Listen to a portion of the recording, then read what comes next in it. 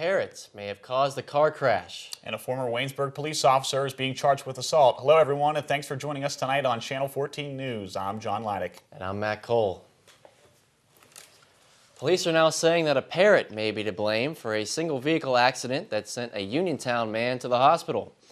Police said Angel Holyfield looked down at his pet parrot and saw it pecking at his coffee lid. When Holyfield looked down, the car veered off the road and into a guardrail. Holyfield was treated for a broken right arm and facial lacerations from the incident. Police said Holyfield's front end of his car was severely damaged. A former Waynesburg Borough police officer was charged Tuesday with assault. 29-year-old Asa Winters is also charged with burglary and public intoxication as he was accused of entering a Richo house back in December. Winters beat up a man he suspected was dating his ex-girlfriend. He ended up beating up the man's roommate. Winters was arraigned and released on $5,000 unsecured bond. Winters put his resignation in and it was approved on Monday. His final day on the force was March 18th. Hiram Carpenter has retaken his spot behind the bench as the former Blair County judge began Monday as the new interim judge at the Greene County Courthouse. Carpenter spent 23 years as a Blair County judge before retiring in 2012. Carpenter is expected to work 2 weeks a month through July. He will temporarily fill in for former President Judge William Nalitz, who retired in December. Waynesburg Borough Council accepted the resignation of tax collector Mary Jane McClure and accepted the replacement of Kayla Ballant starting at the end of the year. McClure had served as a tax collector for 25 years in the borough. Ballant comes in having served as an assistant under the new law passed last year. The new tax collector will take office in January as a new tax collector will be elected in a special election this upcoming November. Coming up next, 2 TSA officers are in a heap of trouble, and Aaron Hernandez will be facing serious prison time.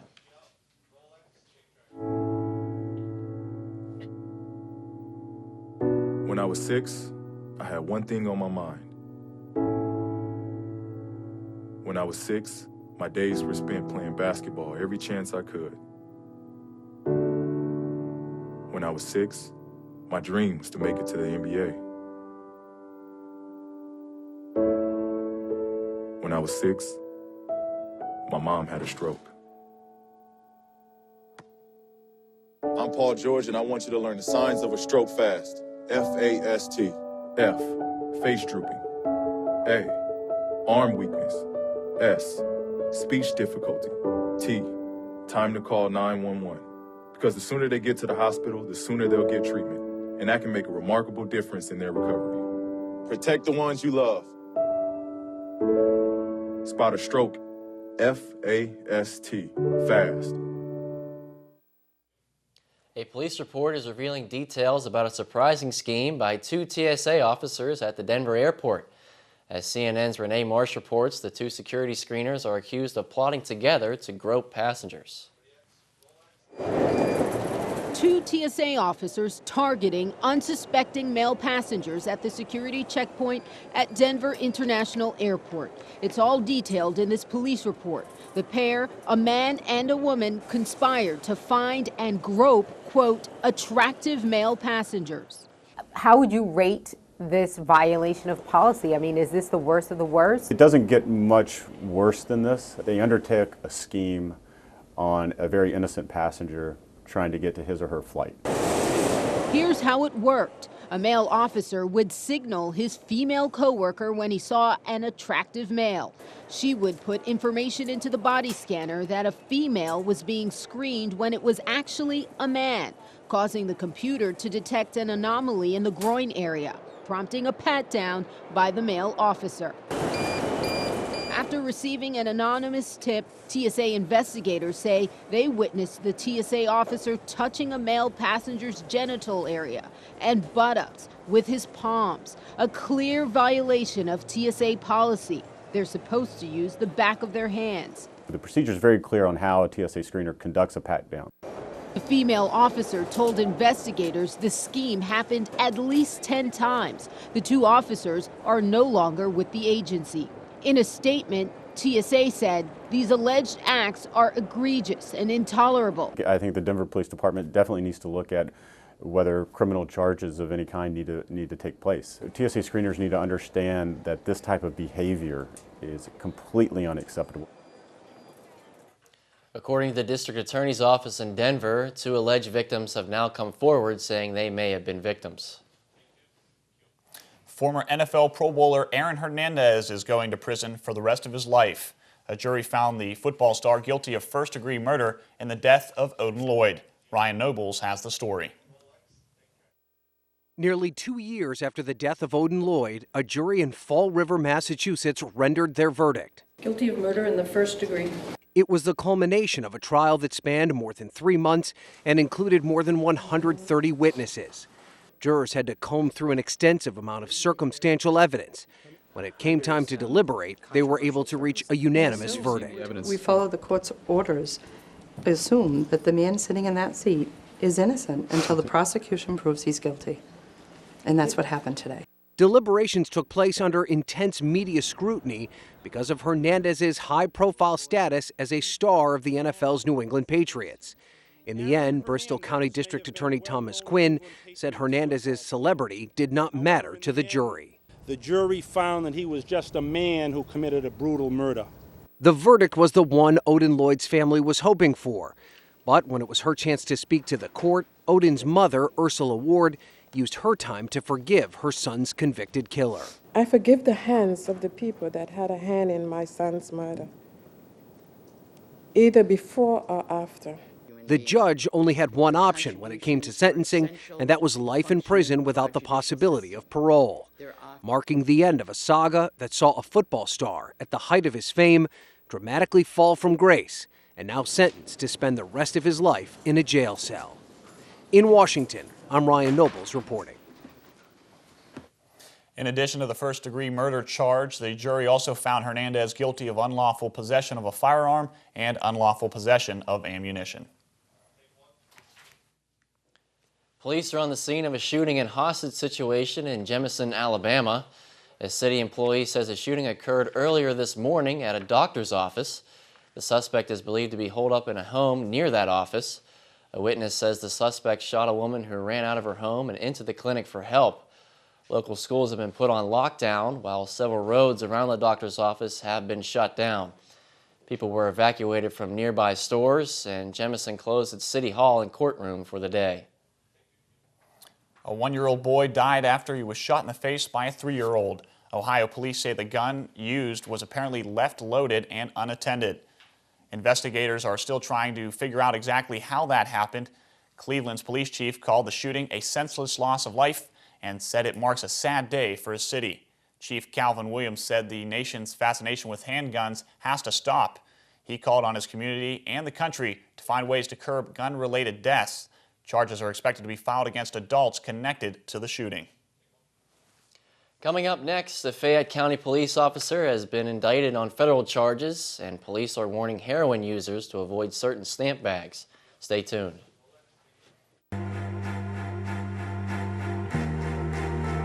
Coming home can be hard if you're a veteran of Iraq or Afghanistan. You may feel like you're all alone. But you're not alone. At IAVA.org, your fellow vets are all around you.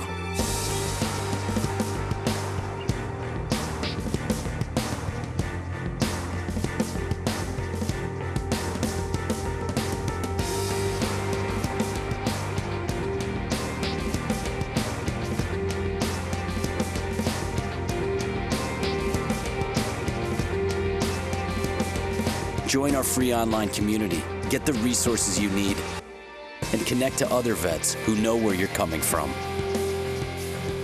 IAVA.org. We've got your back. 42-year-old Fayette County police officer Norman Howard has been indicted on federal charges that he punched a man in the face and then lied about it.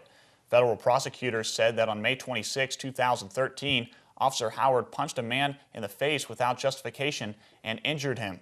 He later made false statements in a police report about the incident, saying the man had shoved him and resisted arrest. Howard is an officer in the Redstone Township Department and has counts of deprivation of civil rights and falsifying a document working against him. Officer Howard was ordered by summons to appear in U.S. District Court for a hearing on May 5th. After 2 more died from heroin overdoses, Pittsburgh police are warning heroin users to avoid stamp bags marked Predator with the image of a shark in blue ink. Those bags are found at the scenes of 3 suspected non-fatal heroin overdoses in different sections of the city. Investigators at the crime lab are testing residue found at suspected overdose scenes to try to determine whether the drug was laced with another substance such as fentanyl, a potent painkiller that can be lethal when mixed with heroin.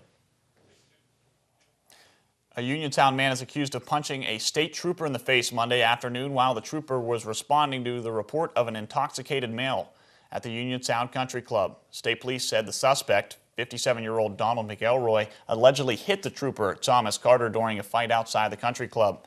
McElroy was charged with aggravated and simple assault, among other charges. Charges were filed before Uniontown District Judge Michael Metros, and arraignment is pending McElroy's release from the hospital. A Washington man accused of pointing a gun at a man's head during a home invasion on West Hallam Avenue in February was ordered yesterday to stand trial. 43-year-old Patrick Spear was ordered to be held for court on charges of robbery, carrying a firearm without a license, and other charges by District Judge Ethan Ward following a preliminary hearing in Central Court. Spear was identified as the man who pointed a gun at Dustin Shane Phillips, while 21-year-old Nathaniel Johnson and 19-year-old Sheldon Morris, both of Washington, ransacked his bedroom looking for money during the February 25th incident. Johnson is in federal custody on a weapons charge, while Morris remains at large. Spear remains in Washington County Jail on $100,000 bond. Coming up next, the President's press conference was held, and the nursing department has added a new piece to its team. Stay tuned. They told me a bottle couldn't dream, that I would never become a superhero.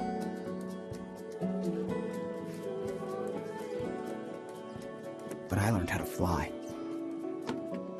just to come back in a new disguise and be the hero that I've always wanted to be.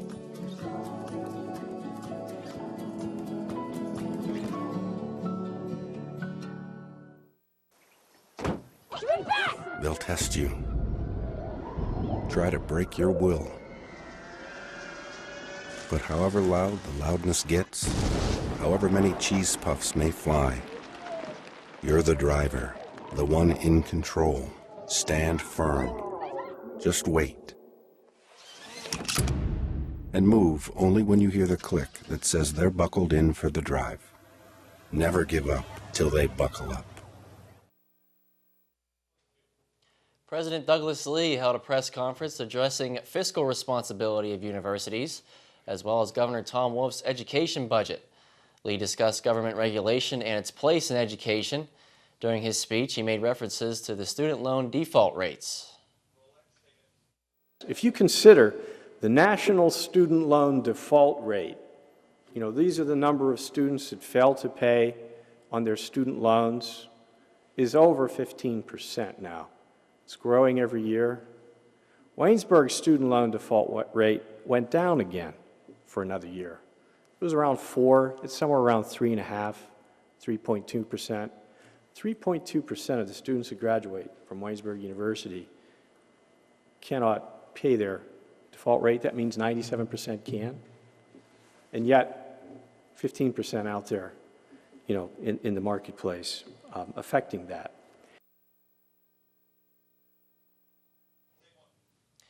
In addition to student loan default rates, President Lee discussed Governor Wolf's new budget, which would include an additional $1.7 billion for public education. Waynesburg students can possibly receive some of that money through FIA, which is a Pennsylvania Education Assistance Agency. The Waynesburg University Department of Nursing welcomes a new member to its team, SimMan 3G, a simulation mannequin. SimMan provides education in the areas of airway skills and complication management, cardiac assessment and interventions, pharmacological drug recognition, and much more. The nursing department already utilizes mannequins, but with the addition of the simulation mannequin, they will be able to provide students with a hands-on controlled experience. The mannequin will be used by sophomore, junior, and senior level students. This is the newest addition to the Sim Lab, which opened in 2008. The honors program is set to receive a major overhaul. The biggest change to the honors program is the requirements of students in the program. Students are required to achieve honors academic points and honors experiential points, rather than the honors program being purely class and credit-based. The students will be required to collect 20 academic points and 10 experiential points. Honors experiential points will be granted for students' participation in extracurricular activities, which are related to the liberal arts education and mission of the university. Jamie Jacobs believes that the proposed changes to the honors program will greatly benefit the students. Coming up next, April Belizio will have your business report. Stay tuned. How can I help my daughter with her reading? Searching for help with Dachshund Reading. How can I help my daughter with her reading? Information on hot water heating. No. Sarah's bright, but when she's reading, she has trouble sounding out the words. World music, playing track now. No. Let me try. Our daughter gets confused about which details in a story are important.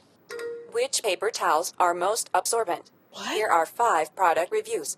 Why are you not getting me? See, I told you. Wait, I was trying to show you how Sarah feels every day. Frustrating, isn't it? Redirecting to understood.org. For the 1 in 5 kids with learning and attention issues, this is what life can feel like. Explore understood.org, a free online resource about learning and attention issues, designed to help your child thrive in school and in life. Understood.org, because understanding is everything.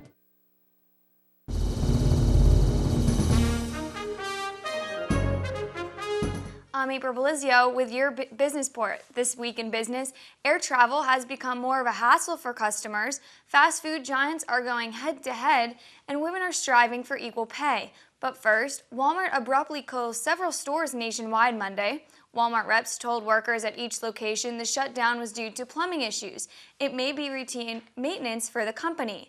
But for the 400 people who were at work in Walmart in the Midland, Texas, the move may result in unemployment. Julia Dang reports. And they're still here in the last day, putting up shopping carts. If that's not loyalty, what do you call that? Walmart employees at North Midland Drive weren't told about the closure until 2 o'clock on Monday afternoon, just 5 hours before they left work, many for the very last time. I actually spoke to some of the employees and they said that they didn't know where they were going to go. Some of them have second jobs and that's what helps them, but other than that. Company reps confirm some workers will be reassigned to the Walmart on Rankin Highway or one of their locations in Odessa. They couldn't tell us how many of the 400 Midland Drive employees would be transferred. The ones who don't will get 60 days of pay and severance if it applies. After that, their options include reapplying to Walmart or finding another job. Deciding to close the store is not a decision we make lightly, but after careful consideration, we felt it was necessary to make these repairs so that we can better serve our customers and the community in the long run. Walmart representative Bill Wirtz says they aim to take care of all plumbing issues and reopen their Midland Drive location by October.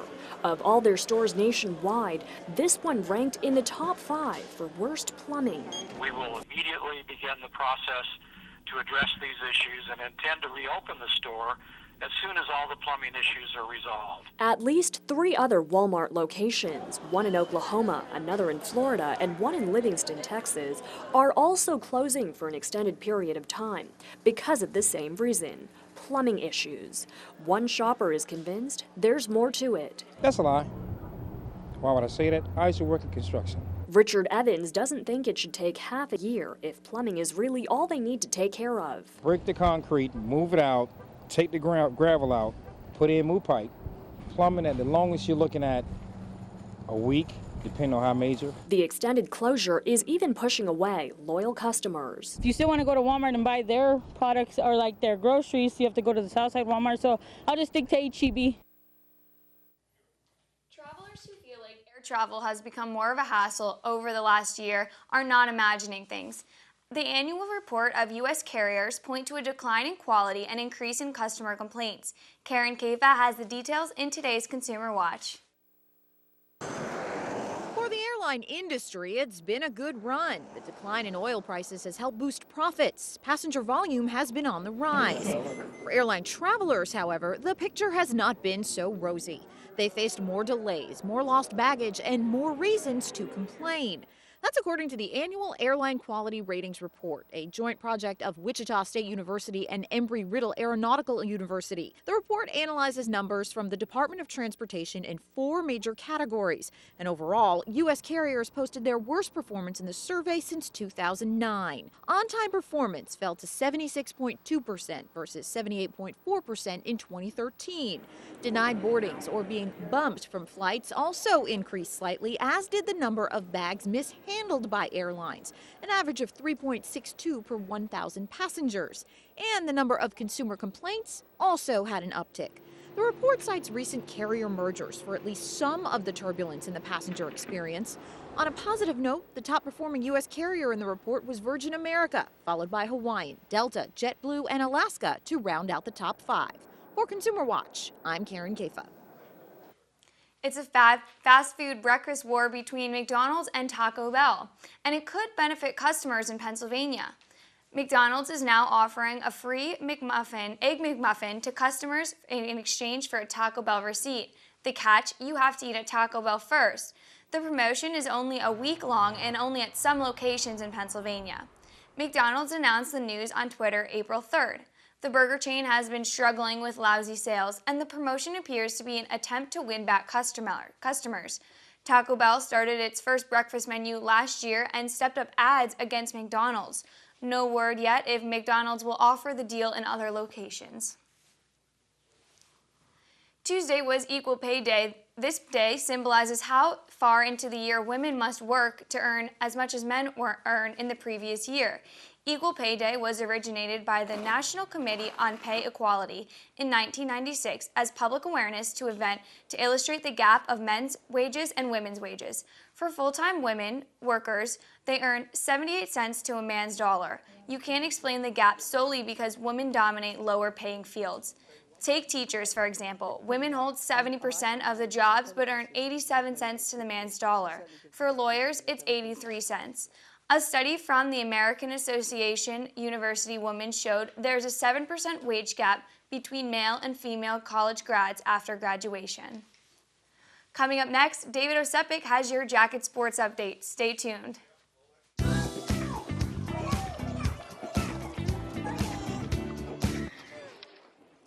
Looks like it's done.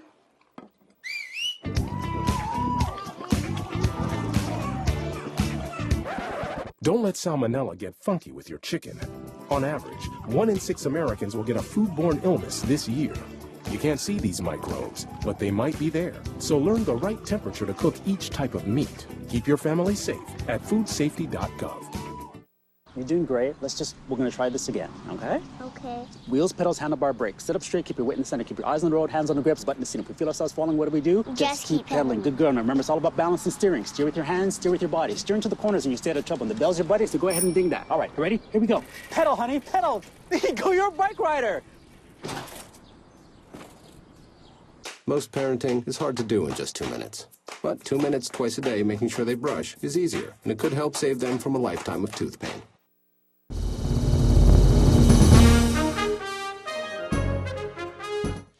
Hello, I'm David Osepik, and I'm here with your Jacket Sports Report. The softball team was in action yesterday after coming off a rare win against PAC rival Grove City when they took on non-league opponent Point Park in a doubleheader. The Jackets were swept in the doubleheader, losing the first game 9-0 and the second game 11-7. In the first game, Waynesburg could only scratch off 2 hits against Point Park and committed 3 errors, which led to the lopsided loss. The Yellow Jackets, however, played much better in Game 2 thanks to a great pitching performance from Lindy Garris, who went 6 2/3 innings, giving up only 7 earned runs and striking out 5. Waynesburg also got contributions from Haley Payne, Katie Potapenko, and Demi Lowen as they each collected 2 hits apiece. Up next for the softball team is a trip to Pitts-Greensburg tomorrow for a doubleheader starting at 3:30 p.m. Yesterday, the women's lacrosse team took on the Teal Tomcats in an Ohio River lacrosse game, losing the contest 19-4. Teal used a 14-1 goal run to end the game, dropping Waynesburg to 4-8 on the year and 2-5 in the Ohio River play. The Yellow Jackets were led by Jesse Raines, who had a team-high 2 goals on the day, and also got contributions from junior Lauren Blair, sophomore Holly Bachman, whom each scored a goal of their own. Goalkeeper Johanna Phillips made 10 saves on 28 shots on goal. And coming up next for the team is another ORLC matchup on Saturday against Transylvania University at John F. Wiley Stadium starting at 1 p.m. The track and field teams competed at the PAC quad meet on Bethany yesterday, with both teams taking first place in the event. The teams were led by a number of athletes with first place finishes, with two athletes in particular who broke Waynesburg school records. Senior John Allison set a Waynesburg record by taking first place in the steeplechase, finishing the 3,000-meter race in a time of 9 minutes and 58 seconds.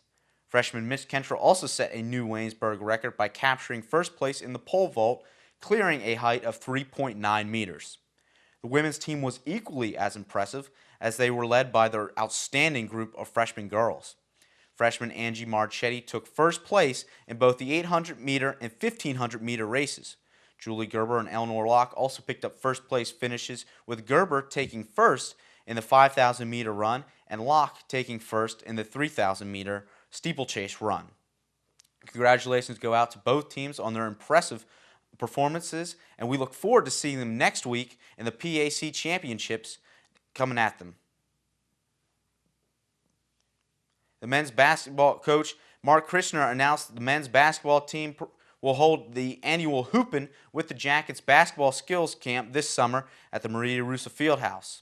The camp will begin on Monday, June 1st and run through Friday, June 5th. The camp splits into two separate sessions. Session 1 is for students entering grades 3 through 5 and will run from 9 a.m. to 12 p.m., and Session 2 is from students entering grades 6 through 9 and runs from 1 p.m. to 4 p.m. Campers will be instructed in fundamentals of shooting, footwork, ball handling, basic offensive movements, and team defense. Also, the philosophy of the camp is to teach and build up young people in the knowledge and enjoyment of the game of basketball. Costs for the camp is $75 per individual, and a brochure of the camp includes registration forms that can be found on the men's basketball homepage at www.waynesburg.com. Coming up next, Ryan Schwertfeger will have your weather report. Stay tuned. A boy born in Joplin, Missouri was fascinated by anything with wheels and a motor. The odds of him going on to fascinate millions with his talent? 1 in 260,000. The odds of this born racer having 157 career top 10 finishes in NASCAR? 1 in 125 billion.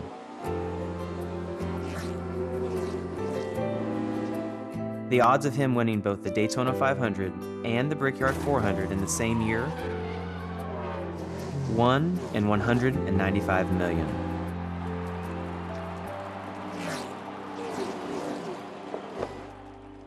The odds of a child being diagnosed with autism? 1 in 68. I'm NASCAR driver Jamie McMurray, and my niece has autism. Learn more at autismspeaks.org/signs.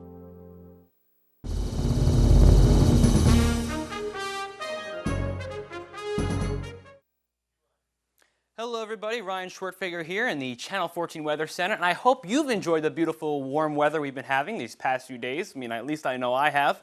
Now, right now we're in the mid-50s with some cloudy skies and spotty showers in the area. But as we look toward the weekend and our Live at 5-day forecast, the temperatures are going to remain very comfortable, but we have some unstable weather the next few days, with some morning showers coming tomorrow, giving way to partly cloudy skies at night with a high of 70 and a low of 45. On Saturday, we're going to see mostly sunny skies with a high of 74 and a low of 47. But after that, the rain is going to return to Waynesburg starting on Sunday, with rain pretty much all day with a high of 61 and a low of 54. And for Monday, we'll have a high of 70 and a low of 45 with scattered thunderstorms all day. And we'll have to see when we get a bit closer whether any of those types of storms are going to be severe. And for Tuesday, we'll see mostly cloudy skies with a high in the low 60s and a low of 40. So it's a bit more rainy than I think most people would want to see, but at least for allergy sufferers for myself, the rain is going to mean a reduction in the pollen. That's going to be really good for a lot of other people too. Yeah, you got to make sure that pollen stays down because only 2 weeks left of classes and then it's out into the summer. Got to get that working job ready. Will do. All right. Thanks, Ryan, and thank you for joining us on Channel 14 News. Tune in next week and every week for more Live at 5. Have a great night, everyone. I think that went pretty well.